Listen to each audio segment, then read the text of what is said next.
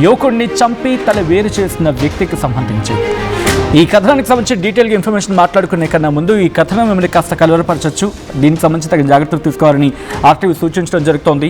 This is ఆ disturbing content video description is highly advised. తలను ఇంటికి తీసుకువెళ్లి వంట వండాడు కిరాతకుడు. ఉత్తరప్రదేశ్లోని బారాబంకీ జిల్లాలో వెలుగులోకి వచ్చింది ఈ దారుణం. పర్సవాల్ గ్రామంలో ఐస్ క్రీమ్ అమ్ముతూ ఉన్నాడు బబ్లు. అదే గ్రామానికి చెందిన శంకర్ యాదవ్తో బబ్లుకి వివాదం తలెత్తింది. కోపంతో బబ్లు తల నరికేశాడు శంకర్ యాదవ్. తలను తీసుకెళ్లి ఇంట్లో వంట చేస్తూ ఉండగా శంకర్ని అదుపులోకి తీసుకోవడం జరిగింది. మృతుడికి భార్య, 2 చిన్నపిల్లలు ఉన్నారు.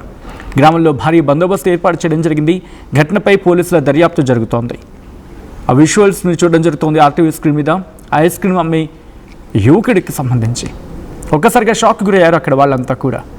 యువకుడిని చంపి తల వేరు చేసిన వ్యక్తికి సంబంధించి మాట్లాడుకుంటున్న క్రమం. ఉత్తరప్రదేశ్లోని బారాబంకీ జిల్లాలో ఈ ఘటన వెలుగులోకి వచ్చింది. ఒక్కసారి బ్రేకింగ్ న్యూస్ చూద్దాం.